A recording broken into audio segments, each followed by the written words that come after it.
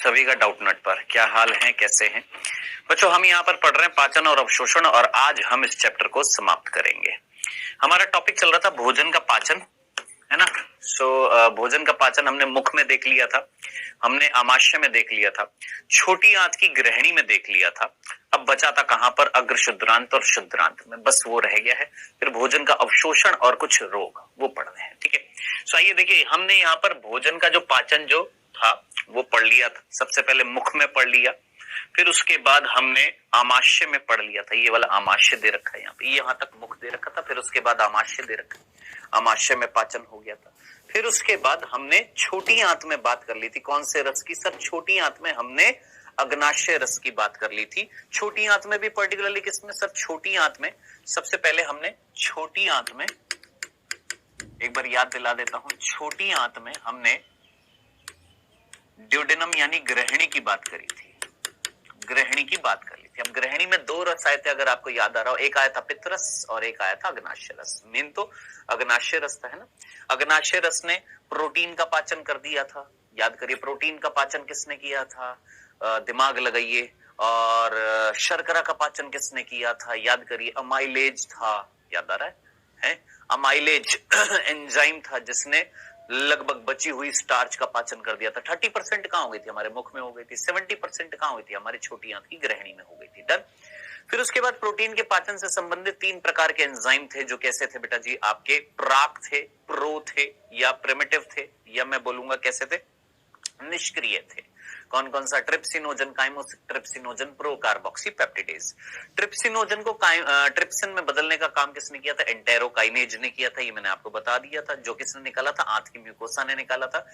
फिर potassium ion की उपस्थिति में ट्रिप्सिन ने काइमोट्रिप्सिनोजन को काइमोट्रिप्सिन में बदला और प्रो कार्बोक्सी पेप्टिडेज को कार्बोक्सी पेप्टिडेज में बदला। तीनों आपके पास थे, कौन कौन, ट्रिप्सिन भी है, काइमोट्रिप्सिन भी है, कार्बोक्सी पेप्टिडेज है। इन्होंने क्या किया था, जो प्रोटीन जिसका पाचन नहीं हुआ था पेट में, छोटी आंत में आकर उसका भी पाचन हुआ, और जो प्रोटीन जिसका पाचन पेट में हो गया था तो क्या बने थे, पेप्टॉन्स और प्रोटियोज बने थे, उनका भी पाचन किया था, किसमें बदल दिया था, डाइपेप्टाइड्स में बदल दिया था। डन।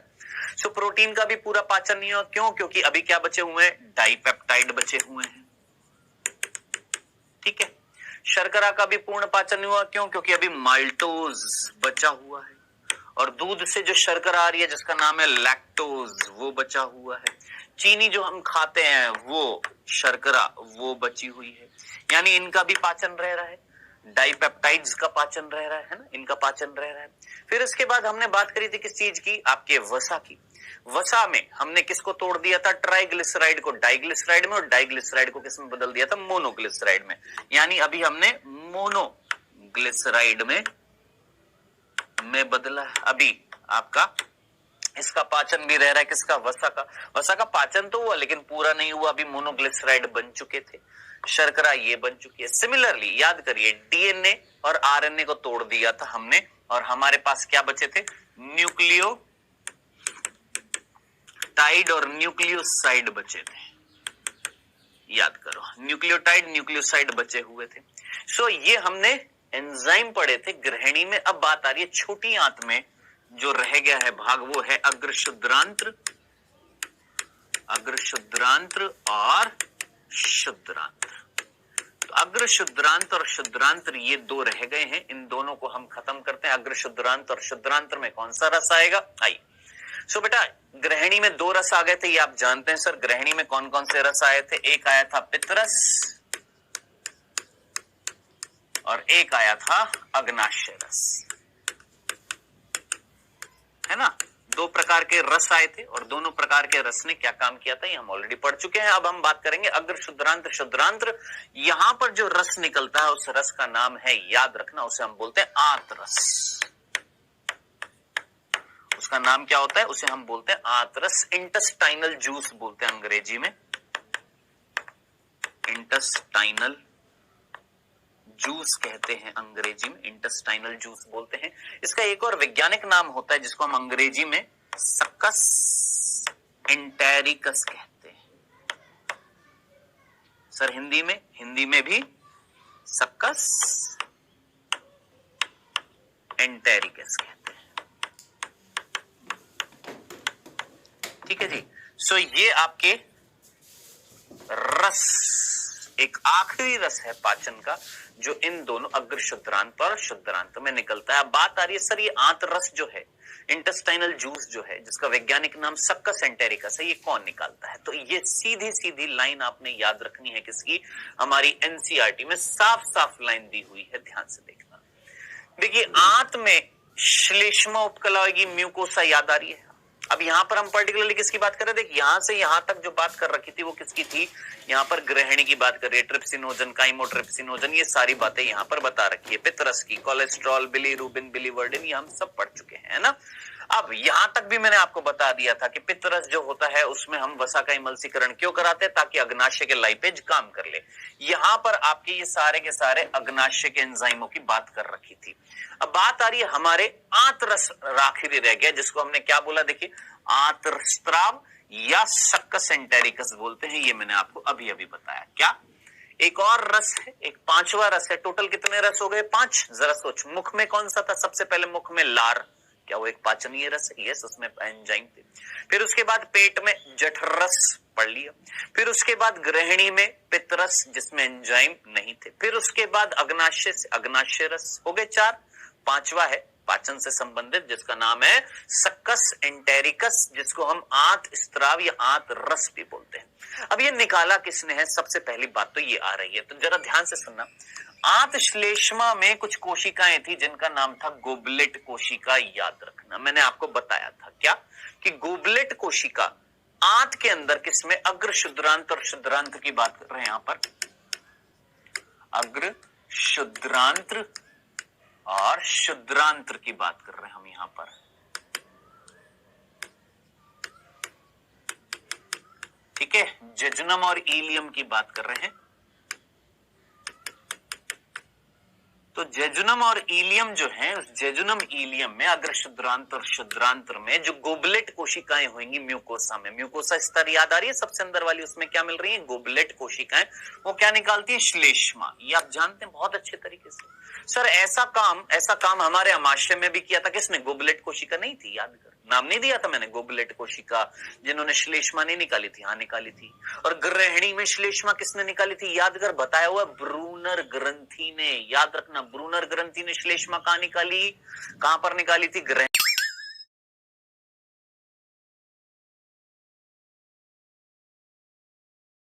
म्यूकोसा जो थी, उस म्यूकोसा में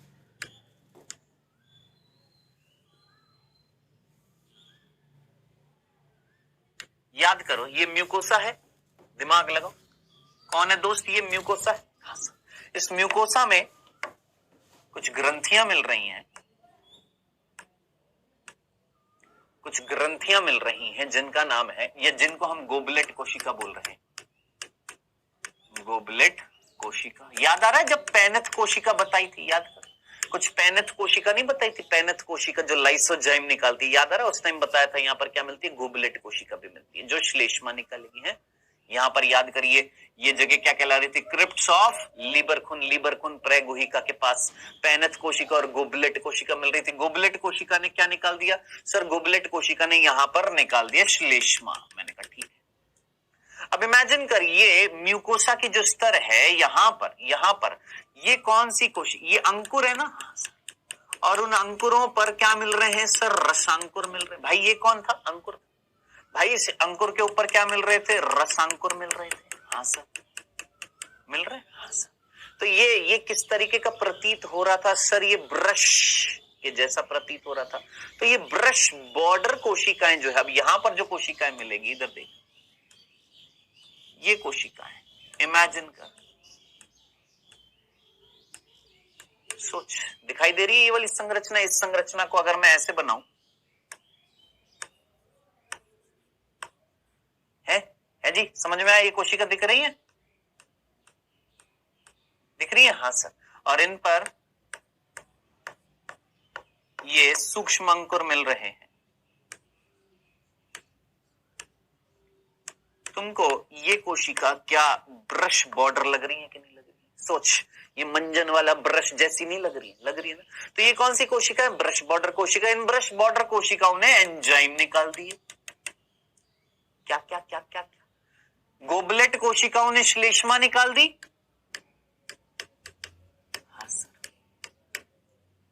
पेनिथ कोशिकाओं ने यहां पर लाइसोजाइम निकाल दिया, याद कर, पेनिथ कोशिकाओं ने यहां पर क्या निकाल दिया, लाइसोजाइम निकाल दिया। याद करिए, पेनिथ कोशिका थी, पेनिथ कोशिका थी, हाँ सर, ये पेनिथ कोशिका ने यहां पर क्या निकाल दिया सर, लाइसोजाइम निकाल दिया। निकाल दिया। ये कौन है सर, ये ब्रश बॉर्डर कोशिकाएं हैं।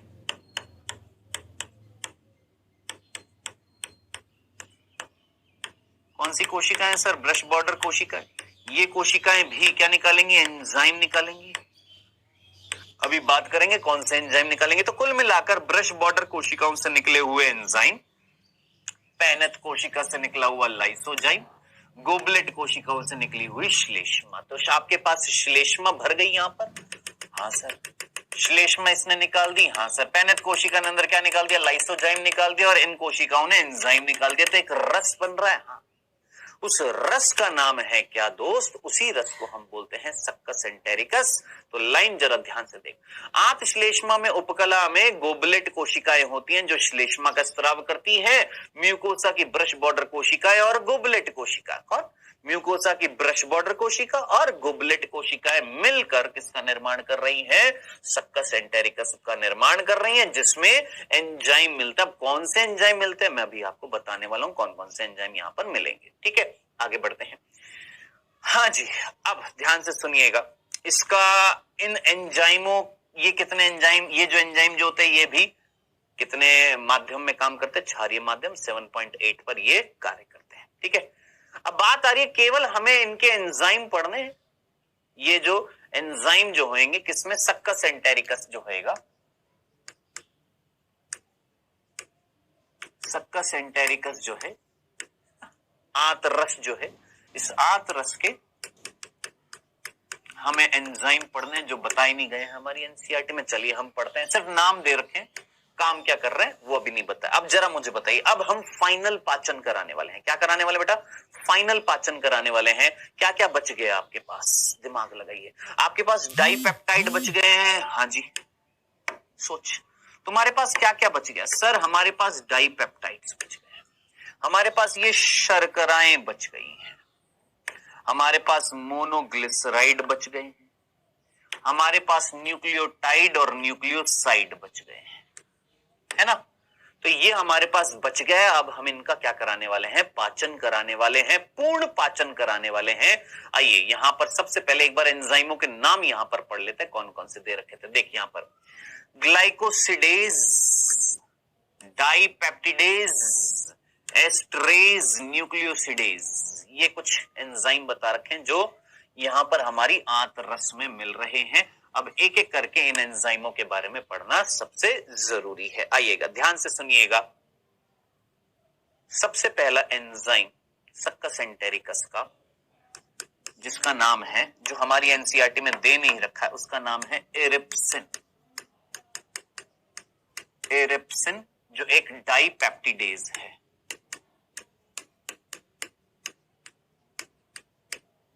डाइपेप्टिडेज है सर। डाइपेप्टिडेज का मतलब देख, ये तेरे को 3 अमीनो अम्ल दिख रहे हैं, हाँ सर। इनके बीच में पेप्टाइड बंद होता है, हाँ सर। कितने पेप्टाइड बंद दिख रहे हैं तेरे को, 2 पेप्टाइड बंद दिख रहे हैं 3 अमीनो अम्ल के बीच में। ये 3 अमीनो अम्ल हैं, और 3 अमीनो अम्ल, ये amino acid, amino acid, amino acid है, और इनके बीच में 2 पेप्टाइड बंद दिख रहे हैं, हाँ सर। अगर इन दोनों पेप्टाइड बंद को तोड़ दूं, क्या है ये, क्या ये डाइपेप्टाइड नहीं है, सोच क्या है बेटा, ये 2 पेप्टाइड है, डाइपेप्टाइड है, 2 पेप्टाइड बंद दिख रहे हैं। डाई का मतलब 2, पेप्टाइड का मतलब बॉन्ड। कितने पेप्टाइड बॉन्ड दिख रहे हैं सर, 2 पेप्टाइड बॉन्ड दिख रहे हैं। अगर इनको तोड़ दूं मैं, दोनों पेप्टाइड बंधों को तोड़ दूं, तो कौन मुक्त हो जाएगा, सोच। ये दोनों बंद तोड़ दूं तो कौन मुक्त हो जाएगा सर, अमीनो एसिड फ्री हो जाएंगे।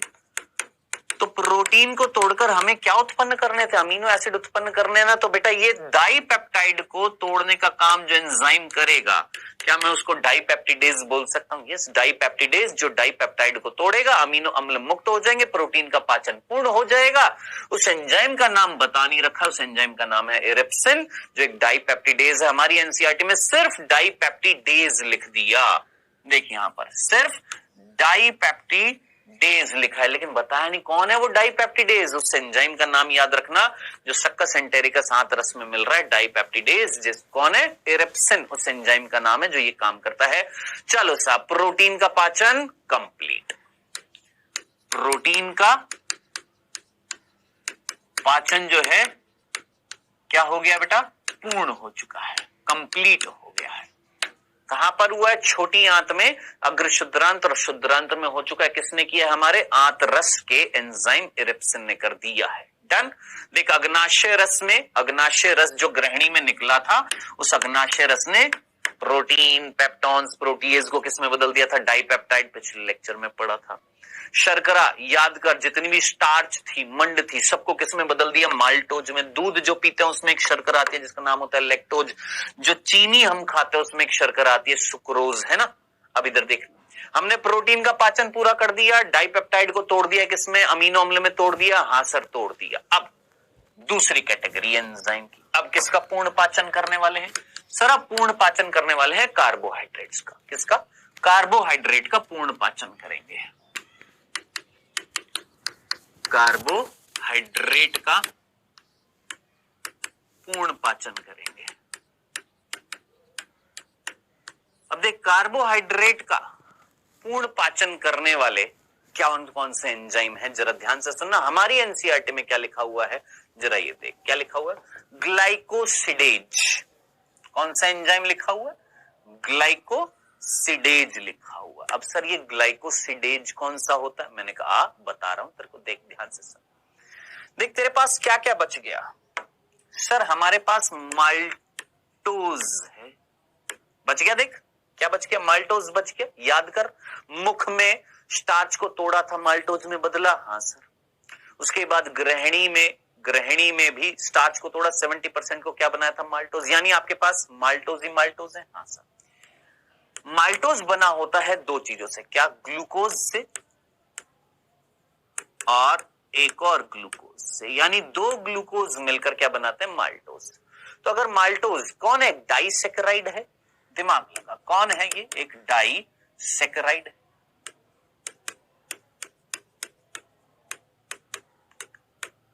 कौन है बेटा? ये डाइसेकेराइड है। हाँ सर, डाइसेकेराइड है। यानी दो मोनोसेकेराइड से जो बने डाइसेकेराइड। तो माल्टोज को अगर मैं तोड़ दूं तो कार्बोहाइड्रेट का पूर्ण पाचन नहीं हो गया भाई साहब, हमें ग्लूकोज नहीं मिल गया, खत्म, है ना। सिमिलरली लैक्टोज जो होता है, जो दूध में जो शर्करा होती है उसका नाम होता है लैक्टोज। ये किससे बना होता है बेटा? ग्लूकोज और गैलेक्टोज से बना होता है। अब इमेजिन कर, लैक्टोज को अगर मैं तोड़ दूं ग्लूकोज और गैलेक्टोज में तो इसका भी पूर्ण पाचन हो गया। सिमिलरली तुमने चीनी खाई थी, उसके अंदर क्या मिलता है? सुक्रोज। इस सुक्रोज को अगर मैं तोड़ दूं, ये किससे बना होता है? ग्लूकोज और फ्रक्टोज। सबसे मीठी शर्करा जो होती है वो कौन सी होती है? फ्रक्टोज होती है ना। किसमें मिलती है बेटा जी? आपके बताया हुआ जैवाणु चैप्टर में। ये किसमें मिलती है? आप बहुत अच्छे तरीके से जानते हैं किसमें मिलती है दोस्ती। आपके फलों में मिलती है, फल शर्करा भी बोलते हैं, ठीक है। सो ये हमारी बच गई थी। ये है डाइसेकेराइड और ये है मोनोसेकेराइड। मोनोसेकेराइड। दोस्त तुमको याद आ रहा है पाचन का मतलब क्या था? सोच, पॉलीसेकेराइड जो स्टार्च आया था उसको मैंने मोनोसेकेराइड में तोड़ दिया, सारी मोनोसेकेराइड है। जो स्टार्च आया उसको हमने ग्लूकोज में, माल्टोज में तोड़ा, फिर माल्टोज को ग्लूकोज में। डायरेक्टली डाइसेकेराइड आ रही थी, कौन? लैक्टोज। दूध हमने पिया उसमें लैक्टोज था, ये आया हमारे अंदर। मुख में इसका पाचन नहीं होएगा, पेट में नहीं होएगा, छोटी आंत की ग्रहणी में नहीं होएगा, सीधा अग्र शुद्रांत में होएगा, है। इसी प्रकार जो चीनी खाई थी उसका भी इस तरीके से पाचन होएगा। सो यहां पर मोनोसेकेराइड में जब हम बदल रहे हैं तो ये कार्बोहाइड्रेट का पूर्ण पाचन होएगा। हाँ सर होएगा। अब ये कौन करेगा? तो एंजाइमों के नाम याद रखने हैं। माल्टोज को माल्टेज या माल्टेजिज भी बोल देते हैं, लैक्टोज को लैक्टेज, सुक्रोज को सुक्रेज, अंग्रेजी में भी लिख देता हूं। माल्टेज जो माल्टोज को तोड़ेगा, लैक्टेज जो लैक्टोज को तोड़ेगा, सुक्रेज जो सुक्रोज को तोड़ेगा। क्या ये तीन एंजाइम क्या ये 3 enzyme full and final carbohydrate का पूर्ण पाचन करा दिए? हाँ सर करा दिए। अब इन्हीं 3 एंजाइमों को हमारी एनसीईआरटी ने लिखा हुआ है ग्लाइकोसिडेज। तो दीज आर कॉल्ड, इनको हम क्या बोलते हैं? ग्लाइकोसिडेज कहते हैं। याद रखना, इन्हीं का ही नाम है क्या? ग्लाइकोसिडेज।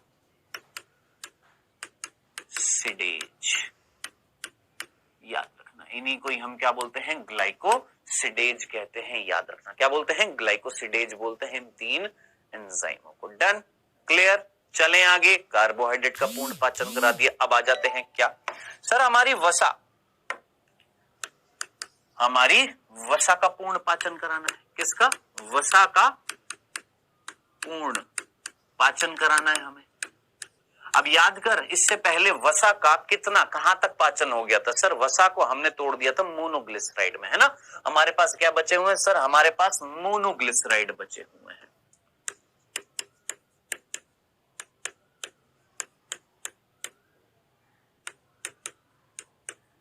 हमारे पास मोनोग्लिसराइड बचे हुए हैं। अब मोनोग्लिसराइड किससे बने होते हैं भाई? जैवाणु चैप्टर में तुमने पढ़ा है, एक वसीय अम्ल एक ग्लिसरॉल के साथ जुड़ता है तो मोनोग्लिसराइड, 2 वसीय अम्ल एक ग्लिसरॉल के साथ जुड़ता है तो डाइग्लिसराइड, 3 वसीय अम्ल एक ग्लिसरॉल के साथ जुड़ता है तो ट्राइग्लिसराइड, है ना।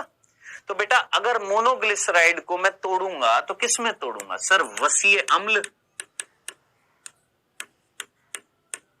और ग्लिसरॉल में तोड़ूंगा। ये हो गया जी आपका वसा का पूर्ण पाचन। अब साहब ये कराने का काम कौन करता है? एस्टरेज। कौन करता है? एस्टरेज। याद रखना, कौन? एस्टरेज। देख लीजिए, ये रहा आपका कौन? एस्टरेज। तो एस्टरेज किसका पूर्ण पाचन करा रहा था? एस्टरेज किसका पूर्ण पाचन करा रहा है? सर एस्टरेज जो था वो मोनोग्लिसराइड को तोड़कर वसीय अम्ल में और ग्लिसरॉल में बदल देगा। ये हो जाएगा वसा का पूर्ण पाचन। मैंने कहा ठीक है जी। फाइनली वसा का पूर्ण पाचन हो गया। हाँ सर वसा का पूर्ण पाचन हो गया। प्रोटीन कार्बोहाइड्रेट का पूर्ण पाचन हो गया। हाँ जी हो गया। प्रोटीन का पूर्ण पाचन हो गया। हाँ जी हो गया। अब क्या बचा है सर? अब हमारे पास ये बचा था न्यूक्लियोटाइड या न्यूक्लियोसाइड। बेसिकली न्यूक्लियोटाइड भी ना बोलकर मैं बोलूंगा कौन बचा है? न्यूक्लियोसाइड बचा है।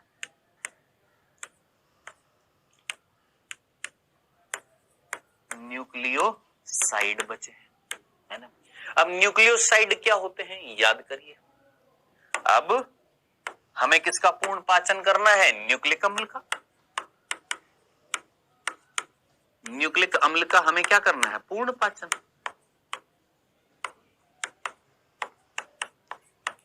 न्यूक्लिक अम्ल का पूर्ण पाचन करना है। भाई साहब न्यूक्लिक अम्ल कौन थे? डीएनए आरएनए थे ना। आपने अग्नाशय के अंदर डीएनए आरएनए को किस में बदला? न्यूक्लियोटाइड में। हाँ सर। न्यूक्लियोटाइड किससे बना होता है? पढ़ा हुआ यार तुमने यार, है। पेंटोज, शर्करा, फॉस्फेट और आपका नाइट्रोजन क्षार। जिसमें से आपने फॉस्फेट को हटा दिया, क्या बच गया?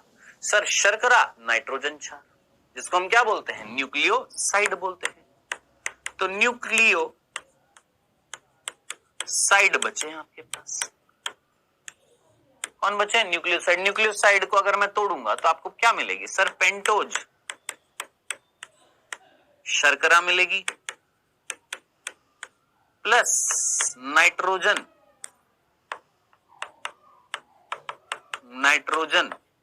क्षार मिल जाएंगे।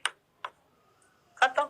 आपने न्यूक्लिक अम्ल का पूर्ण पाचन। भाई फॉस्फेट पहले ही हटा दिया आपने न्यूक्लियोटाइड से। जब आपने न्यूक्लियोसाइड बनाया तो फॉस्फेट तो पहले ही हटा दिया अग्नाशय रस में। क्या बच गया आपके पास? न्यूक्लियोसाइड। अरे दोस्त ये देख, ये तेने अग्नाशय रस में न्यूक्लिक अम्ल को तोड़ा। हाँ सर, न्यूक्लिएज की सहायता से। क्या बनाए? न्यूक्लियोटाइड। और फिर ये न्यूक्लियोटाइड किस में बदल गए? न्यूक्लियोसाइड में। तेरे पास क्या बचा हुआ? न्यूक्लियोसाइड नहीं बचा। हाँ सर न्यूक्लियोसाइड किससे बना होता है? इन दो चीजों से। न्यूक्लियोटाइड क्या होता है? इन दोनों में अगर फॉस्फेट जोड़ दो तो न्यूक्लियोटाइड होता है। तो न्यूक्लियोटाइड से न्यूक्लियोसाइड ऑलरेडी बना हुआ है ना। हमें तो न्यूक्लियोसाइड को तोड़ना था, यानी इन दोनों को अलग करना है। तो ये अलग करने का काम कौन करेगा? न्यूक्लियोसाइडेज।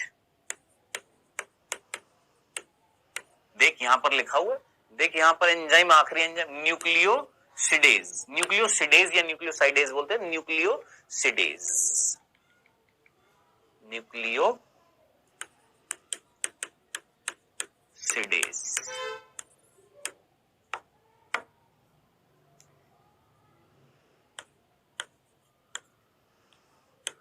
न्यूक्लियोसाइड जो था उस न्यूक्लियोसाइड को तोड़ेगा। भाई देख, माल्टोज को तोड़ेगा माल्टेज, लैक्टोज को तोड़ेगा लैक्टेज, सुक्रोज को तोड़ेगा सुक्रेज, तो न्यूक्लियोसाइड को तोड़ेगा न्यूक्लियोसिडेज। तो न्यूक्लियोसिडेज वो एंजाइम था जो न्यूक्लियोसाइड को तोड़ेगा और पेंटोज शर्करा नाइट्रोजन क्षार अलग हो जाएंगी। ये हो गया न्यूक्लिक अम्ल का पूर्ण पाचन, और इसी के साथ हमने पूर्ण पाचन करा दिया सबका। कार्बोहाइड्रेट का करा दिया, हाँ करा दिया, प्रोटीन का करा दिया, हाँ करा दिया, वसा का करा दिया, हाँ करा दिया, न्यूक्लिक अम्ल का करा दिया, हाँ करा दिया, खत्म। ये हमारा हो चुका है पूरा का पूरा पाचन, डन। ये था पूरा का पूरा पाचन। छोटी आंत, बड़ी आंत, सॉरी छोटी आंत में हो गया है, सारी जगह हो गया है। अब बात आ रही है क्या, इस वाले प्रोसेस में क्या लिखा हुआ है।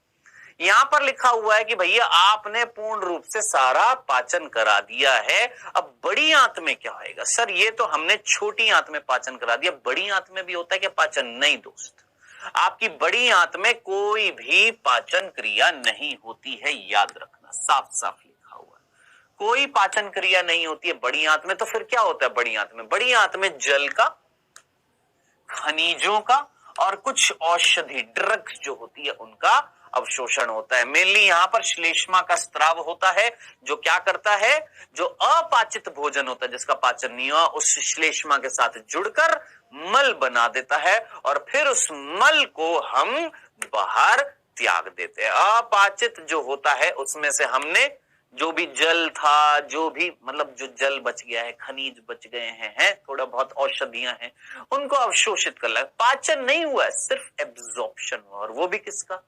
जल का, वो भी थोड़ा सा, ज्यादा नहीं, थोड़ा सा जल, थोड़ी सी औषधि और थोड़ा सा खनिज, इनका अवशोषण हुआ। श्लेष्मा निकली, स्नेहन दिया, चिपचिपाहट दी, ताकि जो अपाचित भोजन है मल के रूप में उसको हम अपने शरीर से त्याग दें। डन। ये थे बेटा जी आपका सिंपल सा प्रोसेस, यहां तक की बात थी।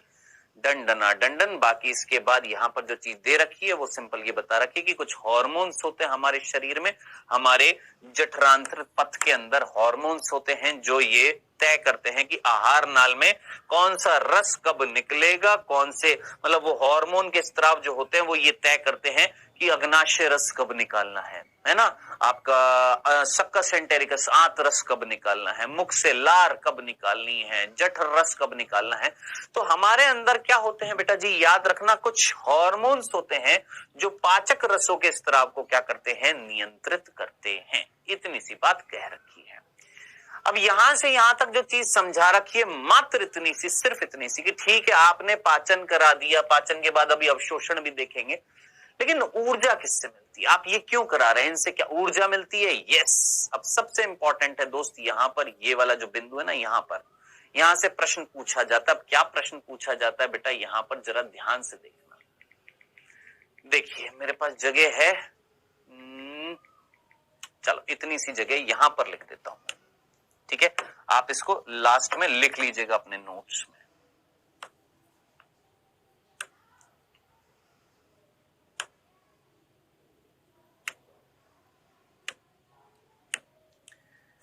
देखिए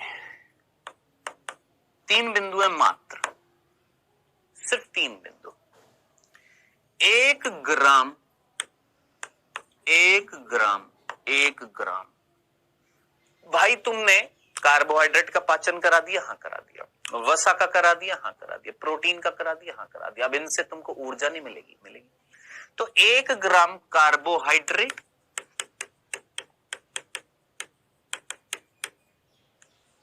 1 ग्राम प्रोटीन या वसा लिख देते हैं पहले, और 1 ग्राम प्रोटीन, इनसे कितनी ऊर्जा मिलती है? ऊर्जा की बात कर रहे हैं, इनसे ऊर्जा मिलेगी। सो सिर्फ इतना सा बता रखा आपको। यहां पर जो लाइनें लिखी हुई हैं, ये जो लाइनें लिखी हुई हैं, यहां पर आपने सीधा सीधा याद रखना है क्या, जो दहन ऊर्जा, दहन का मतलब भाई भाई तुमने यार ये तो पढ़ चुके हैं, देख तुमने शर्करा का पाचन करा दिया, स्टार्च को किसमें तोड़ दिया फाइनली सर, माल्टोज में तोड़ दिया, माल्टोज को फिर किसमें तोड़ दिया सर, ग्लूकोज में तोड़ दिया है। अब ये जो ग्लूकोज जो है, इस ग्लूकोज से क्या उत्पन्न करनी है तुमको, ऊर्जा उत्पन्न करनी है। हाँ सर ऊर्जा उत्पन्न करनी है। भाई वो ग्लूकोज कहां जाएगा, हमारी कोशिकाओं में जाएगा, और उन कोशिकाओं के अंदर उसका दहन होएगा, उसको तोड़ा जाएगा, है वही तो क्या कहलाता है, श्वसन कहलाता है। तो उससे क्या मिलेगी सर, ऊर्जा मिलेगी। तो 1 ग्राम कार्बोहाइड्रेट से कितनी ऊर्जा मिल रही है, 1 ग्राम प्रोटीन से कितनी मिलती है, 1 ग्राम वसा से कितनी मिलती है, तो वो चीज यहां पर बता रखी है। तो दोस्त यहां पर सीधा सीधा याद रखना है आपने, किलो कैलोरीज में याद रखना है, भूलना नहीं है आपने बिल्कुल भी, ठीक है, याद रखिएगा। हाँ जी, 4.1 किलो कैलोरी प्रति ग्राम कौन बेटा जी, आपका सबसे पहले कार्बोहाइड्रेट। प्रोटीन से 5.65 किलो कैलोरी प्रति ग्राम प्रोटीन, 9.45 किलो कैलोरी प्रति ग्राम आपकी वसा। 4.1, 5.65, 9.45 लिख देता हूं मैं। 4.1 kilo calorie, 5.65 kilo calorie, 9.45 kilo calorie, ठीक है जी। 4.1, 5.65, ये याद रखना, 4.1 किलो कैलोरी किससे, कार्बोहाइड्रेट से, 5.65 किलो कैलोरी किससे, प्रोटीन से, मैंने प्रोटीन बाद में लिखा, और वसा से 9.45 किलो कैलोरी। 5.65, 9.45, 4.1, ठीक है, ये याद रखना, भूल मत जाना कहीं। अब तुम बोलोगे सर नहीं वहां पर तो 5.65 प्रोटीन की है, यहां पर देख तीसरे नंबर पर कौन है, पहले कार्बोहाइड्रेट है, फिर प्रोटीन है, फिर वसा है? कार्बोहाइड्रेट का 4.1, प्रोटीन का 5.65, वसा का सबसे ज्यादा 9.45, और ये आप पता है किसमें पढ़ चुके, पौधों में श्वसन चैप्टर में भी आ चुकी है ये चीजें हैं। सो दोस्त ये सिंपल सी बात थी, इतने कैलोरी ऊर्जा उत्पन्न होती है। अब ये भी चीज मैं तुमको बता चुका हूं कि भाई साहब सबसे ज्यादा आपको वसा से मिल रही है, तो सबसे पहले आपके कोशिकाओं के अंदर वसा को तोड़ना चाहिए। नहीं, क्यों नहीं तोड़ते, क्योंकि वसा को अगर तोड़ेंगे तो अपशिष्ट पदार्थ, हानिकारक पदार्थ यहां पर बनते हैं। देख कार्बोहाइड्रेट को हम तोड़ते हैं, ग्लूकोज को, तो अपशिष्ट पदार्थ क्या बनता है, कार्बन डाइऑक्साइड। वसा को तोड़ते हैं, वसा को तोड़ते हैं तो क्या बनते हैं आपके कीटोन काय बनते हैं जो हानिकारक होते हैं। और प्रोटीन को सबसे बाद में तोड़ा जाता है, क्यों, क्योंकि यहां से अमोनिया बनता है जो सबसे ज्यादा हानिकारक है। तो सबसे पहले हम किसको तोड़ते हैं, इसको। हालांकि इससे ऊर्जा कम मिल रही है, लेकिन सबसे पहले हम इसको तोड़ेंगे, क्यों, क्योंकि हानिकारक पदार्थ इसके टूटने से कम हानिकारक बन रहा है, इसके टूटने से ज्यादा हानिकारक बनता है। इसलिए फर्स्ट रेस्पिरेटरी सबस्ट्रेट जो होता है, सबसे पहला श्वसनीय अभिकारक जो होता है वो कौन होता है, ये होता है। ये हम पहले भी पढ़ चुके हैं। डन, ये चीज यहां पर समझा रखिए दोस्त, बस इतनी सी बात कर रखिए कि ऊर्जा को किस रूप में लिखें, किलो कैलोरी के रूप में लिख सकते हैं, जूल के रूप में लिख सकते हैं, ये सिंपल सी बात होती है, ठीक है। यहां पर आपको बम्ब कैलोरीमीटर याद आ रहा होगा। बम्ब कैलोरीमीटर क्या होता है याद करिए, मैंने आपको बताया था, है कहीं ना कहीं जैव भार निकालने के लिए बम्ब कैलोरीमीटर का उपयोग करते हैं। हाँ सर, बम्ब कैलोरीमीटर एक यंत्र है जिसके अंदर ऑक्सीजन डाल दिया और कार्बनिक पदार्थ को तोड़ दिया, कितनी ऊर्जा मिलेगी, बम्ब कैलोरीमीटर से पता लग जाएगा। डन, तो ये हो चुका है पूर्ण पाचन किसका, भोजन का। इतना ही था दोस्त, इससे ज्यादा कुछ नहीं है। अगला जो टॉपिक आता है वो आता है क्या, कि जो पाचन कर दिया आपने भोजन का, अब उसका अवशोषण नहीं करेंगे क्या। यस सर, जो पाचित भोजन है अब उसका अवशोषण भी करना पड़ेगा। अब अवशोषण जो है वो 3 तरीके से हो सकता है, या तो निष्क्रिय, या सक्रिय, या सुसाध्य परिवहन से। या तो निष्क्रिय, या सक्रिय, या सुसाध्य परिवहन से। अब यहां पर जो चीज लिखी गई है उसमें मैं यहां पर लिख रहा हूं सबसे पहले निष्क्रिय। निष्क्रिय अवशोषण किसका होता है, लिख लेना मेरे साथ इसी तरीके से।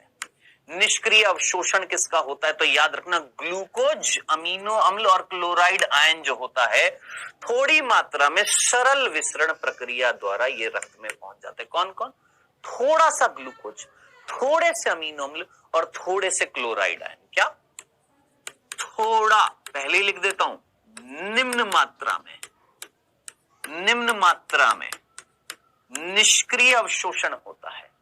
किसका, भूल ना जाइएगा किसका बेटा, ग्लूकोज का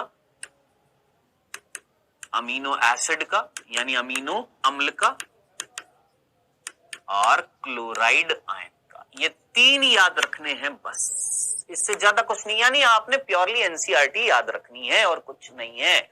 आपने भोजन का पाचन तो कर दिया, अब पाचन करके उसका अवशोषण नहीं करेंगे? हाँ सर करेंगे, बिल्कुल करेंगे। किस में डालेंगे सर? वो जो अंकुर रसांकुर जो हैं भाई, ये आपके कौन है? अंकुर है? यहां पर तुम्हारा ग्लूकोज बन चुका है, फ्रक्टोज आ चुका है, वसीय अम्ल आ चुके हैं, ये सारी चीजें आ गई है ना। अब ये यहां पर अवशोषित होके किस में जाएंगे सर? म्यूकोसा, म्यूकोसा से सब म्यूकोसा, सब म्यूकोसा में रक्त नलिकाएं नहीं है, याद है? कुछ यहाँ पर लसिका नलिका याद आ रही है, जिनको तुमने लैक्टियल कहा था, याद कर। कुछ लैक्टियल याद आ रहे हैं? याद आ रहा है? हाँ सर याद आ रहा है। बस तो उनके अंदर अवशोषण करके डालना है। तो सबसे पहली चीज है निष्क्रिय अवशोषण, यानी निष्क्रिय यानी बिना ऊर्जा खर्च किए सरल विसरण से, सरल विसरण से, सिंपल डिफ्यूजन प्रोसेस से किसका अवशोषण होएगा? बहुत सारी ग्लूकोज का नहीं। ये इंपॉर्टेंट है, याद रखना। कई बच्चे सीधा बस ये याद रख लेते हैं, ग्लूकोज अमीनो अम्ल क्लोराइड। अरे भैया थोड़ी सी मात्रा में, बहुत थोड़ी सी मात्रा में। दूसरा सुसाध्य विसरण, ये भी एक प्रकार का निष्क्रिय अवशोषण भी है। ये कौन सा था? सरल विसरण था। सुसाध्य विसरण याद आ रहा है? क्या था सुसाध्य विसरण? सुसाध्य विसरण जो होता था जिसमें हम किसी की हेल्प लेकर अवशोषण करते थे, कोई ऊर्जा खर्च नहीं करते थे, यानी निष्क्रिय अवशोषण तो होएगा लेकिन किसी की हेल्प ली जाएगी। अब यहां पर किसका हो रहा है? जरा ध्यान से देखिएगा बेटा। फ्रक्टोज और अन्य अमीनो अम्ल का परिवहन वाहक अणु जैसे सोडियम आयन की मदद से पूरा होता है। इस क्रियाविधि को सुसाध्य परिवहन करते हैं। किसका? फ्रक्टोज और कुछ अमीनो अम्ल का सोडियम आयन, यानी ये दोनों इंपॉर्टेंट है। प्रश्न किससे पूछा जाएगा? सुसाध्य विसरण के द्वारा अवशोषण जो होता है वो किसका होता है? देखिए सरल विसरण से किसका हुआ था? ग्लूकोज अमीनो अम्ल और क्लोरीन आयन का है। सुसाध्य विसरण से किसका होता है गुरु? याद रखना, फ्रक्टोज का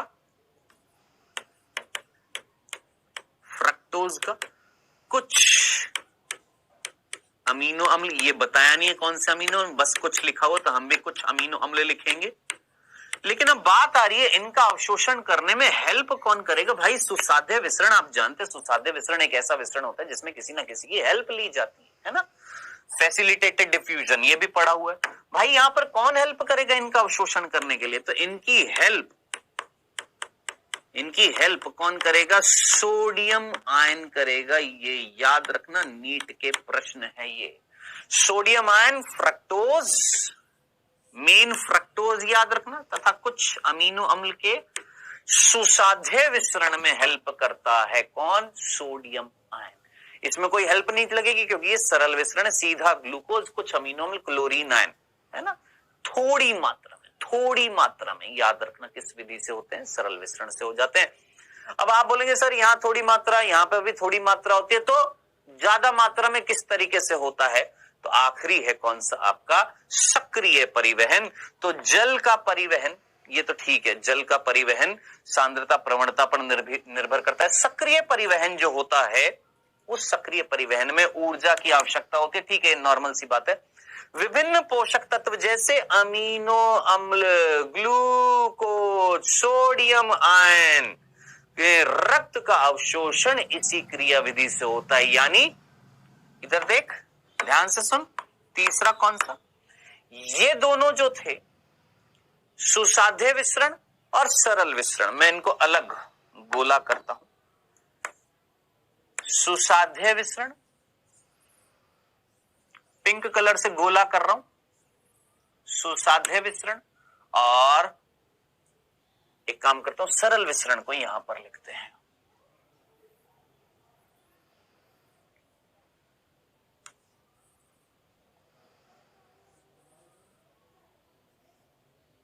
सरल विसरण को यहां पर लिख देते हैं, सरल विसरण, ठीक है। और यहां पर लिख देते हैं हम निम्न यानी थोड़ी मात्रा, यानी निम्न मात्रा। डन। अब ये चीज इंपॉर्टेंट है, याद रखना, निम्न मात्रा में हो रहा है। अब समझ देख, ये दोनों विसरण जो है, ये दोनों के दोनों विसरण जो है, ये दोनों के दोनों कैसे हैं? निष्क्रिय। निष्क्रिय, कोई एनर्जी खर्च नहीं हो रही है, ना यहां पर ना यहां पर। लेकिन ये थोड़ी सी मात्रा में, ये भी थोड़ी सी मात्रा में, लेकिन यहां पर हेल्प ली जा रही किसकी? सोडियम आयन के। बचा कौन सा? सर तीसरा, सक्रिय परिवहन दोस्त, सक्रिय अवशोषण। अब सक्रिय अवशोषण जो होता है वो बहुत अच्छे तरीके से आप जानते हैं, जिसमें ऊर्जा खर्च होएगी, हाँ सर होएगी। हेल्प ली जाएगी, हाँ ली जाएगी। सांद्रता प्रवणता के विपरीत जाएगा, हाँ जाएगा। खत्म। ये चीज सारी पड़ी हुई है आपने। अब ये सारा एक्सप्लेन करने की जरूरत है नहीं कि भैया सक्रिय अवशोषण क्या होता है, एक्टिव परिवहन, एक्टिव अवशोषण क्या होता है, जानते हैं। एनर्जी खर्च होएगी, बिल होएगी। पंप प्रोटीन याद आ रहे हैं? हाँ सर। तो भाई सब सक्रिय अवशोषण किसका होएगा? अब ग्लूकोज थोड़ी मात्रा में हो रहा है, तो अधिकतम ग्लूकोज कैसे होएगा? सर अधिकतम ग्लूकोज, अधिकतम अमीनो एसिड, सोडियम आयन, ये तीन चीजें याद रखना गुरु, भूल ना जाइएगा।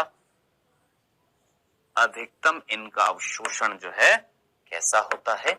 सक्रिय होता है। अधिकतम यानी अधिकतम पाचित भोजन का अवशोषण किस विधि से होता है? बेटा जी भूल ना जाइएगा, सक्रिय अवशोषण होता है अधिकतम। निष्क्रिय जो होता है थोड़ा बहुत होता है, सरल विसरण से। अब आप बोलेंगे सर ग्लूकोज का तो यहां भी लिख दिया, ग्लूकोज यहां भी लिख दिया। हाँ, यहां थोड़ी मात्रा में, यहां पर ज्यादा मात्रा में दोस्त, ये लिखा हुआ है। समझ में आ गया? खत्म। ये पाचित उत्पादों का अवशोषण है, ये आपने अपनी कॉपी में लिखना है। अब आगे बढ़ते हैं। अब देखिए यहां पर आपने किस किस का, आपने सर, हमने सर हमने शर्करा का अवशोषण कर दिया, खनिजों का, आयंस का कर दिया, अमीनो अम्ल का कर दिया, वसा नहीं रह गई। हाँ सर वसा रह गई है। वसा में वसीय अम्ल और ग्लिसरॉल रह गया है ना भाई। आपने वसा का जब पूर्ण पाचन कर दिया तो वो क्या कहला रहा था? वसीय अम्ल और ग्लिसरॉल कहला रहा है। हाँ। अब याद कर, एक डायग्राम मैंने तेरे को बताया था जिसमें मैंने लीबर खून प्रे गुहिका के पास में कुछ नलिकाएं बताई थी जिनको हमने लैक्टियल बोला था। याद आ रहा है? हाँ सर याद आ रहा है। अब इधर देखना, ध्यान से देखना।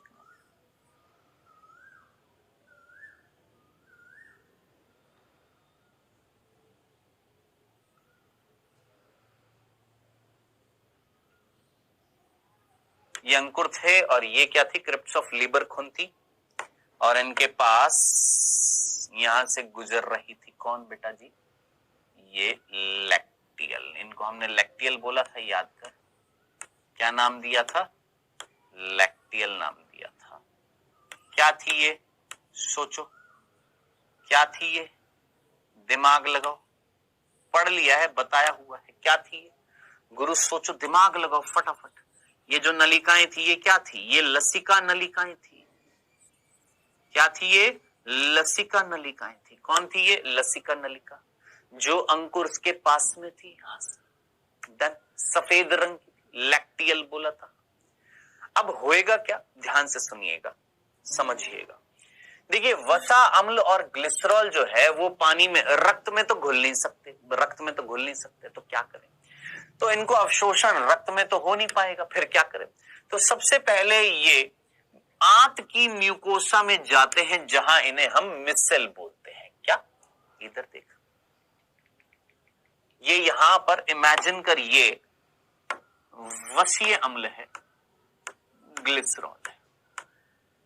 कौन है ये? वसीय अम्ल ग्लिसरॉल है। ठीक है, तो सबसे पहले ये किस में जाएंगे सर? ये सबसे पहले यहां पर आएंगे, किस में? म्यूकोसा में। आगे सर ये म्यूकोसा में भरते जा रहे हैं।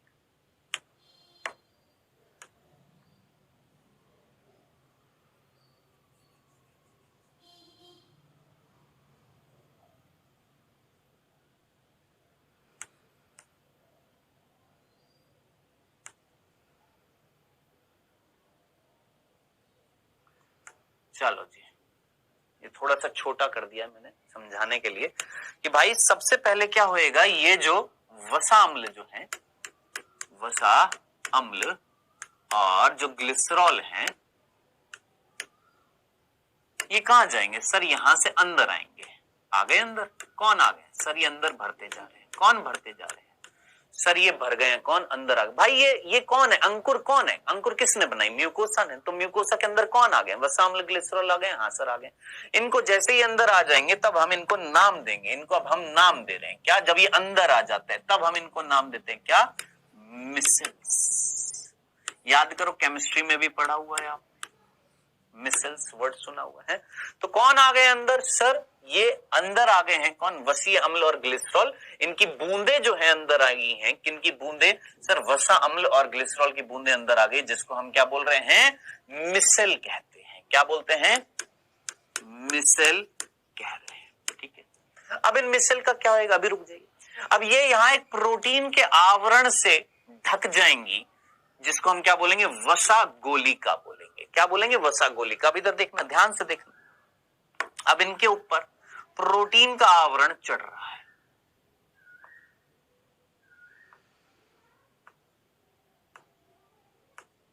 जब ये अंदर आ गए थे हमने इनको मिसेल बोला था, और उसके बाद इनके ऊपर प्रोटीन का आवरण चढ़ गया। दिखाई दे रहा है तुमको? नहीं दिखाई दे रहा? ये देख, जूम करके दिखाएंगे।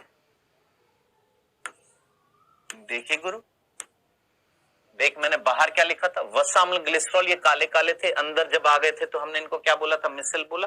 फिर इसके ऊपर हमने ये हरे हरे से रंग का एक आवरण चढ़ा दिया है। ठीक है, जो प्रोटीन का आवरण है। Now this structure is called वसा गोलिकाएं। अब ये संरचना जो है इसको हमने क्या बोला? वसा गोलिकाएं। और ये वसा गोलिकाएं बेटा अंदर चली जाएंगी। कहां?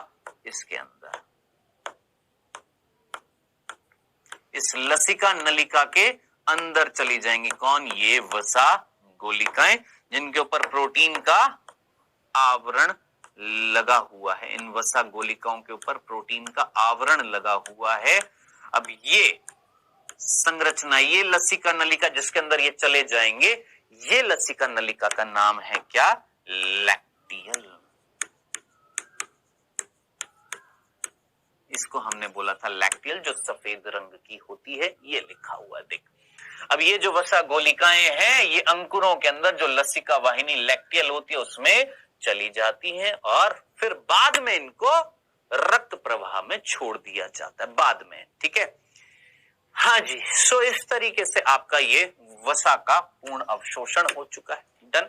अब इसके बाद लिखा हुआ कि भैया पदार्थों का अवशोषण या पदार्थों का पाचन कहां पर हुआ था? सर हमारे मुख में पाचन हुआ, सर हमारे अमाशय में पाचन हुआ, सर हमारी छोटी आंत में ग्रहणी में हुआ, अग्र शुद्रांत शुद्रांत में हुआ। अब बात आ रही भोजन का अवशोषण कहां होएगा?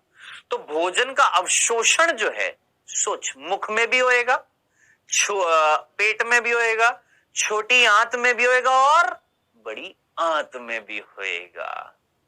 पाचन 3 जगह है पाचन का, मुख में, पेट में, छोटी आंत में। बड़ी आंत में नहीं था। लेकिन अवशोषण का मुख में भी, पेट में भी, छोटी आंत में भी और बड़ी आंत में। यानी एक चीज एक्स्ट्रा कर दी, बड़ी आंत में पाचन तो नहीं होता, अवशोषण तो होता है ना। तो 3 जगह होता है, मुख में होता है, अमाशय में होता है, छोटी आंत में होता है और बड़ी आंत में होता है। लेकिन बड़ी आंत में पाचन नहीं होता है। ठीक है, याद रखना। और सबसे ज्यादा, ये नीट का प्रश्न आपसे पूछा जाए, सबसे ज्यादा अवशोषण कहां होता है? तो याद रखना, सबसे अधिक अवशोषण छोटी आंत में। अरे भाई, तेरी छोटी आंत में सबसे ज्यादा रस नहीं निकले? पित्त रस भी निकला, अग्नाशय रस भी निकला, सक्कस एंटेरिकस आंत रस भी निकला। जब इतने सारे रस निकले छोटी आंत में, तीनों रस निकले, तो सबसे ज्यादा पाचन कहां होएगा और सबसे ज्यादा अवशोषण भी कहां होएगा? सबसे ज्यादा पाचन भी कहां होएगा? छोटी आंत में। सबसे ज्यादा अवशोषण भी कहां होएगा? छोटी आंत में ही होएगा। याद रखेंगे। अब एक तालिका दे रखी है हमारी एनसीईआरटी में, ये तालिका आपने भूलनी नहीं है, क्योंकि यहां से प्रश्न पूछा जाता है किस किस चीजों का अवशोषण कहां कहां पर होता है। ठीक है, तो याद रखना बेटा जी, आपने मुख में किसका होता है, अमाशय में किसका होता है, छोटी आंत में किसका होता है, बड़ी आंत में। अवशोषण की बात कर रहे हैं, पाचन की नहीं, अवशोषण की। मुख में किसका होता है? औषधियां। याद रखना, औषधियां। औषधियां यहां पर ड्रग्स, याद रखना, ड्रग्स। जैसे हम चाय पीते हैं, कॉफी पीते हैं, उसमें कैफीन होता है, कैफीन है ना, उसका अवशोषण हमारे मुख में ही हो जाता है। और कहां पर होता है? याद रखना, हमारे बड़ी आंत में भी होता है, भूल ना जाइएगा। तो औषधियां यानी ड्रग्स जो होती हैं, जैसे हम गोली खाते हैं, कोई हमने दवाई खाई, वो क्या है? औषधि नहीं है। तो उन औषधियों का अवशोषण कहां पर होता है? हमारे मुख में भी होता है और दोस्त हमारी बड़ी आंत में भी होता है। तो औषधियां आपको यहां पर केवल दो जगह मिलेंगी, ठीक है, एक माउथ में और एक लार्ज इंटेस्टाइन में। ड्रग्स का, गोलियों का, दवाइयों का, औषधियों का, याद रखना, भूल ना जाना, यहां से प्रश्न बनता है। दूसरा, एल्कोहल का कहां पर होता है? जो लोग शराब पीते हैं उस एल्कोहल का अवशोषण कहां होता है? याद रखना, आमाशय में होता है। इंपॉर्टेंट है क्योंकि यहां से प्रश्न बनता है नीट में। बाकी मैक्सिमम जो है आपका छोटी आंत में, ये तो बताने की जरूरत नहीं है, इसको आप पढ़ेंगे आपको समझ में आ जाएगा भैया सभी चीजों का तो छोटी आंत में होगा। तो बचा कौन है? ये तीन है, हमें तो ये तीन पढ़ना है भाई। सारी चीजों का अवशोषण यहां पर क्यों हो रहा है? मैक्सिमम जो पाचित भोजन है ग्लूकोज का, फ्रक्टोज का, आपके गैलेक्टोज का, वसीय अम्ल का, ग्लिसरॉल का, अमीनो अम्ल का है, सोडियम आयन का, क्लोरीन आयन का, इन सब का पाचन अवशोषण इसमें होएगा, छोटी आंत में। तो बड़ी आंत में किसका होएगा? आपने बड़ी आंत में देख लिया, किसका होएगा सर? जल का होएगा, कुछ खनिजों का होएगा, ठीक है। लेकिन औषधियां याद रखना, भूल ना जाइएगा दोस्त, यहां से प्रश्न आया है एक बार नीट में, याद रखना। औषधियों का कहां होता है? बड़ी आंत में। और औषधियों का कहां होता है? मुख में। अब आप पूछेंगे सर ज्यादा कहां होता है? तो ज्यादा यहां होता है। ज्यादातर जो दवाइयां जो हम खाते हैं उनका अवशोषण बड़ी आंत में होता है। कुछ लिखा हुआ है, कुछ औषधियों का कहां होता है? हमारा मुख में हो जाता है। डन, मुख में और मुख में हो जाता है, बाकी सिंपल, और कुछ नहीं है। मुख में मेनली औषधियों का ही होता है। थोड़ा बहुत शर्करा का मामूली मात्रा में, रहने दीजिए, सिंपल यहाँ पर औषधियां लिखा होता है, आप यही याद रखिए। कुछ औषधियां जो मुख और जीवा की निचली सतह के म्यूकोसा के संपर्क में आती है, वो अस्तरित करने वाली रुधिर कोशिकाओं में औषधि, यानी केवल एक चीज मुख में, सिर्फ वन औषधि, ड्रग्स, दवाई। डन, कुछ ज्यादा नहीं, कुछ। फिर उसके बाद आमाशय में अल्कोहल, शराब, बाकी शर्करा, सरल शर्करा, जल, ये तो होता ही है। मेन है अल्कोहल, यहां से प्रश्न आएगा। मैक्सिमम यहां पर जल भारी मात्रा में, थोड़ी बहुत मात्रा में छल, और ज्यादा मात्रा में औषधियां। खत्म, सिंपल। ये तालिका याद रखनी, बताओ जनाब, इतनी सी आसान सी, जो नीले पेन से मैंने हाईलाइट किया है या नीले पेन से गोला किया है, ये जरूर याद रखना, भूलना चाहिएगा, ठीक है। अब पढ़ते हैं लास्ट, इसके बाद यहां पर जो हेडिंग लिखी हुई है इसमें बताया गया है भैया कि जब आप पाचित भोजन का अवशोषण कर लेंगे, अवशोषण करके रक्त में डाल देंगे, रक्त कहां ले जाएगा? कोशिकाओं के पास ले जाएगा। फिर कोशिकाओं में उसको यूज में लिया जाएगा। है भाई, तुमने खाना खाया, रोटी खाई, रोटी के अंदर क्या था? स्टार्च। तुम्हारे अंदर पाचन हुआ, क्या बन गया? ग्लूकोज, हो गया पाचन।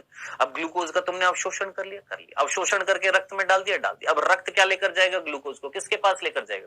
कोशिका क्या करेगी? यूज करेगी। तो ये प्रक्रिया जो होती है, क्या? अवशोषित पदार्थों को ऊतक तक पहुंचाना। जो अवशोषित भोजनीय पदार्थ हैं, जिनका आपने अवशोषण कर लिया है, उनको रक्त में डालकर कहां तक पहुंचाना? कोशिकाओं तक पहुंचाना। ये प्रक्रिया क्या कहलाती है? स्वांगीकरण कहलाती है, एसिमिलेशन कहलाती है। तो तीन चीजें हो चुकी है, क्या? खाना खाया, पाचन किया, उसके बाद एब्जॉर्प्शन यानी अवशोषण किया। अवशोषण करके किसमें डाल दिया? रक्त में। अब रक्त लेकर जाएगा ऊतकों के पास। जब रक्त लेकर जाएगा ऊतकों के पास यूज में लेने के लिए, ये प्रक्रिया क्या कहलाएगी? स्वांगीकरण कहलाएगी। बोलिए जी, यहां तक की बात। अपाचित भोजन जो होगा उसको हम निकालेंगे, क्या अपने आप निकल जाता है अपाचित भोजन, या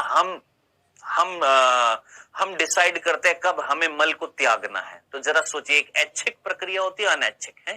जरा सोच में पढ़ाते पढ़ाते मल निकल जाएगा क्या? नहीं। तुम्हारा पढ़ते पढ़ते निकल जाएगा? नहीं। प्रेशर बनता है ना, वो धीरे धीरे मल जब इकट्ठा होने लग जाता है, वो भर जाता है हमारे मलाशय में, तब एक तंत्रिकाओं के पास संदेश जाता है कि भैया मल भर चुका है, अब इसको निकालो, त्यागो। तब फिर वो मल द्वार जो होता है खुलता है, यानी वो प्रक्रिया कैसी होती है? ऐच्छिक होती है।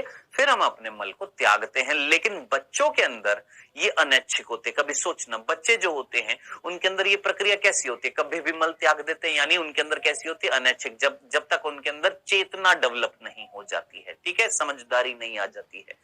तो एक समझदारी किसमें आती है? धीरे धीरे 5 से 7 वर्ष के आयु के जो बालक जो होता है उसके अंदर दिमाग फुल विकास कर जाता है। फिर उसके बाद ये चेतना आती है कि भैया ये प्रक्रिया कैसी होती है, ऐच्छिक होती है, उसको सिखाना पड़ता है, ये एक प्रतिवृत्ति क्रिया होती है।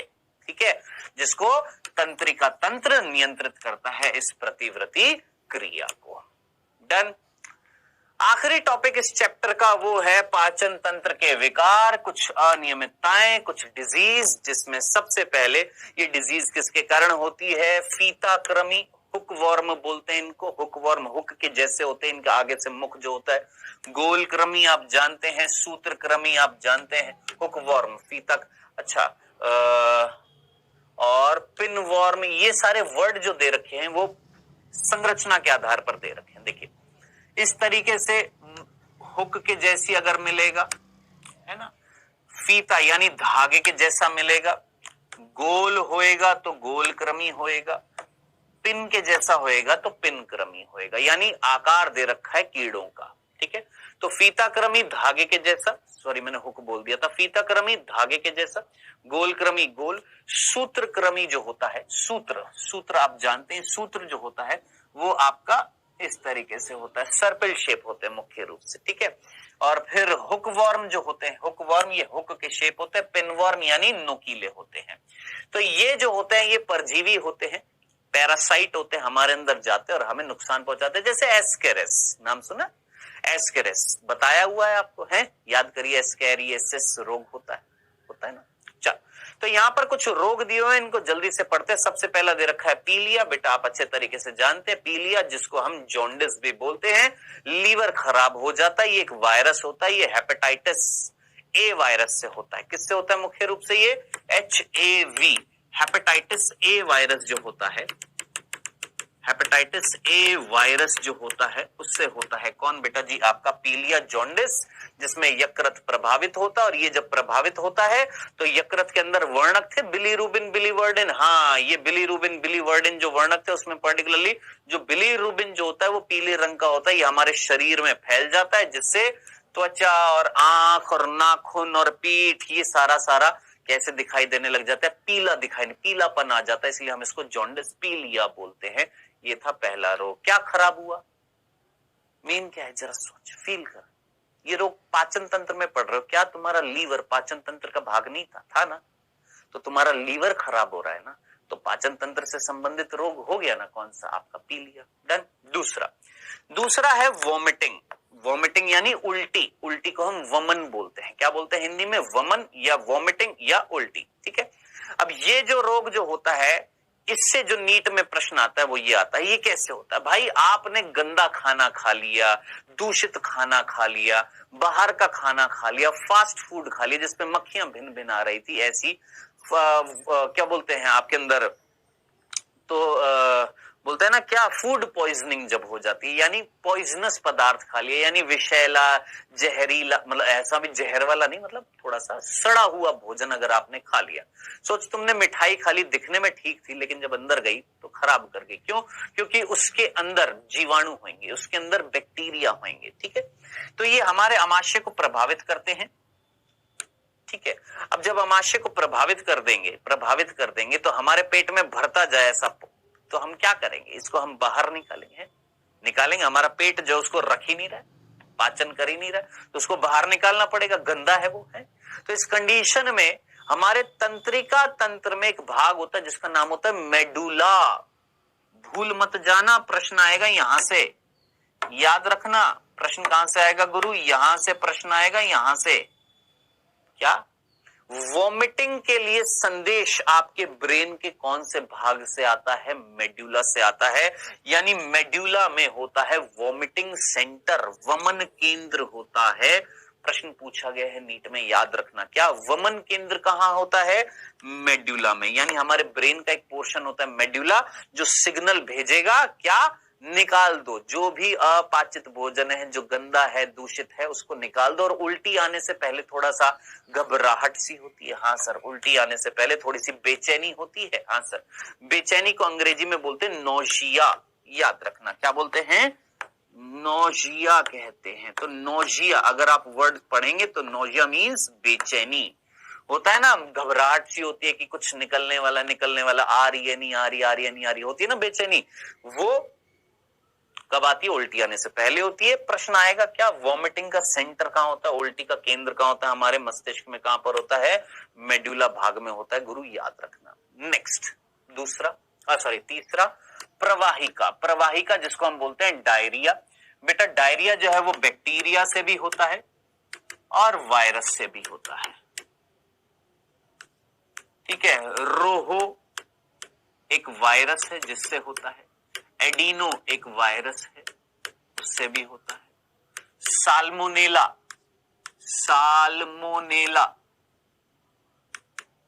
जीवाणु बैक्टीरिया का, उससे भी डायरिया होता है। शिजेलिया एक जीनस, एक वंश है किसका? बैक्टीरिया का, जिससे प्रवाहिका डायरिया होता है। होता क्या है कि कहीं ना कहीं आपने देखा होगा, फील किया होगा, पेट में कई बार गुड़गुड़ अजीब सा होने लग जाता है, पेट में दर्द होता है, क्रैम्प्स आते हैं, है ना, अनियमित अजीब सा, मतलब मरोड़ जिसको हम बोलते हैं ना, पेट में मरोड़ उठ रहे हैं, है ना। तो ये क्या होता है कि हमारी आंत जो है वो अनियमित रूप से, आंत जो है वो गति करती है अनियमित रूप से, बहुत अनियमित रूप से, है ना। फिर दस्त लग जाते हैं, क्या लग जाते हैं? दस्त लग जाते हैं। मल जो होता है वो बहुत ही पतला हो जाता है, दस्त लग जाते हैं, ठीक है। अब क्यों हो रहा है? क्योंकि जो मल जो था उसमें से, सोच अगर मैं जल का अवशोषण ना करूं, मल में जल था, मलाशय में जो मल अपाचित भोजन था उसमें जल था, अगर जल का अवशोषण ना करे तो मल पतला हो जाएगा, पानी के साथ बाहर आएगा, तो जल का अवशोषण नहीं हो पा रहा है। क्यों? क्योंकि आंत खराब हो गई है, और ये जीवाणु, ये वायरस जो है, ये हमारी आंत को प्रभावित करते हैं। इस कंडीशन को हम बोलते हैं डायरिया हो गया है, ठीक है। तो याद रखना, डायरिया बैक्टीरिया से भी हो सकता है, वायरस से भी हो सकता है, गंदा खाना खाने से होता है, दूषित खाना या दूषित पानी पीने से भी होता है, ठीक है।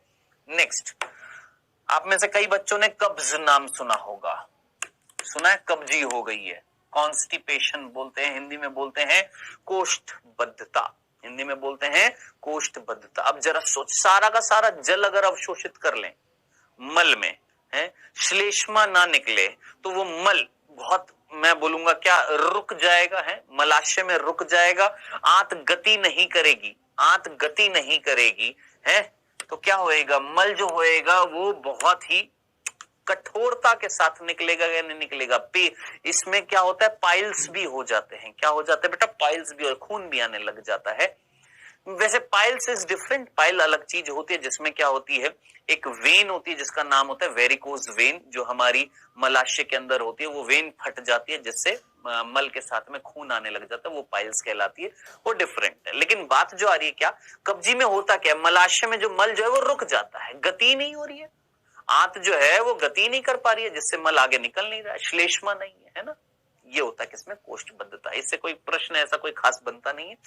आखिरी है, पांचवा है अपच। अपच यानी पाचन। अपच में अगर मैं अ हटा दूं तो पच आ रहा है, पच मीन्स पाचन, अपच का मतलब पाचन नहीं हो रहा है, सीधी सी बात है। ऐसी स्थिति जिसमें भोजन का पूर्णतः पाचन नहीं होएगा, पेट भरा भरा सा रहेगा, एंजाइमों का स्त्रावण नहीं हो रहा, भाई सीधी सी बात है, एंजाइम प्रॉपरली नहीं मिलेंगे, एंजाइम प्रॉपरली नहीं निकलेंगे, खाद्य पदार्थ जो है वो विषैला होएगा, आपने भोजन बहुत सारा खा लिया, मसालेदार खा लिया है, तो उससे क्या होएगा? मसालेदार भोजन खाने से एंजाइम को स्त्रावण पर प्रभाव पड़ता है। हम बोलते हैं ना मसालेदार खाना, चटपटा खाना खा लो, लेकिन वो चटपटा खाना जो होता है हमारे अंदर एंजाइमों को स्त्रावण को कम कर देता है, तो याद रखना इस चीज को भी, ठीक है। सो ज्यादा मसालेदार खाना खाने से, ज्यादा खाना खाने से, विषैला खाना खाने से, है ना, एंजाइमों के स्त्रावण जो होता है वो उसमें कमी आ जाती है। एंजाइमों का स्त्रावण नहीं होएगा तो सीधी सी बात है अपच हो जाएगी, इनडाइजेशन होएगा, डाइजेशन ही नहीं होएगा, खत्म। सो ये थे आपके सिंपल 5 रोग, जिसमें से प्रश्न आने की संभावना जो होती है बेटा वो यहां पर होती है। एक तो प्रवाहिका याद रखना, जिसमें बोवेल का मतलब क्या होता है याद रखना, बोवेल मींस आंत जो गति करती है ना, उसको हम बोवेल मूवमेंट बोलते हैं। हमारी आंत जो होती है वो गति करती है, सिकुड़ती है, फैलती है, सिकुड़ती है, फैलती है, सिकुड़ती है, फैलती है, तो भोजन आगे जाता है ना। अगर ये सिकुड़ना फैलना, जिसको हम पेरिस्टल्टिक मूवमेंट, पेरिस्टलिसिस, क्रमानुकुंचन भी बोलते हैं या बोवेल मूवमेंट भी बोलते हैं, अगर ये अनियमित हो जाती है तो क्या होता है, प्रवाहिका होता है, याद रखना। अगर ये गति नहीं होगी तो कोष्ठबद्धता होती है, कब्ज होती है, एंजाइम नहीं निकलेंगे, ये सारे कारण थे तो क्या हो जाएगी, अपच हो जाएगी। प्रश्न यहां से बनते हैं, मेनली यहीं पर बनता है। वमन केंद्र कहाँ होता है गुरु, याद रखना मेडुला में होता है, यहां से प्रश्न आता है। बाकी पीलिया में त्वचा का रंग, आंखों का रंग कैसा हो जाता है, पीला हो जाता है। कौन प्रभावित होता है, याद रखना लीवर प्रभावित होता है, भूलना चाहिएगा। ये था आपका पूरा का पूरा चैप्टर, कौन सा, पाचन और अवशोषण का। अभी समय हुआ है गुरु आपके क्विज का। पहला प्रश्न आपकी स्क्रीन पर आता हुआ फर्स्ट, एंटेरोकाइनेज किसको बदलने में सहायता करता है। एंटेरोकाइनेज एंजाइम जो होता है वो किसको बदलने में सहायता करता है, जल्दी से बताइए। कैसिनोजन को कैसीन में, पेप्सिनोजन को पेप्सिन में, प्रोटीन को पॉलीपेप्टाइड में, ट्रिप्सिनोजन को ट्रिप्सिन में, फटाफट।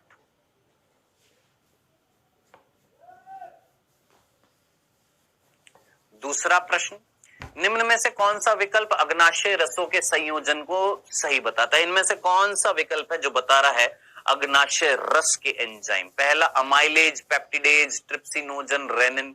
दूसरा अमाइलेज, पेप्सिन, ट्रिप्सिनोजन, माल्टेज। तीसरा पेप्टाइडेज, अमाइलेज, पेप्सिन, रेनिन। चौथा lipase, amylase, trypsinogen, pro carboxypeptidase. इनमें से कौन से एंजाइम हैं जो अग्नाशय रस में मिलते हैं।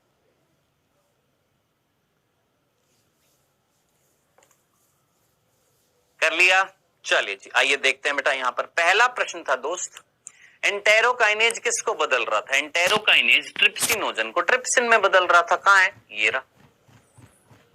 एंटेरोकाइनेज जो आंत म्यूकोसा से निकला था वो किसको बदल रहा था, ट्रिप्सिनोजन को ट्रिप्सिन में बदल रहा था, खत्म। दूसरा, इनमें से कौन से अग्नाशय रस के एंजाइम है। सोचो, रेनिन अग्नाशय रस में था कि पेट में था, जठर रस में था, ये होगा नहीं, खत्म हो गया, मतलब ये वाला ऑप्शन खत्म। पेप्सिन जरा सोच, पेप्सिन किस में था, पेट में था ना, खत्म, पेट में जठर रस था। फिर वापस से रेनिन आ गया, पेप्सिन, दोनों आ गए भाई साहब, खत्म, आंसर वैसे ही आ गया आपका, सीधा सीधा।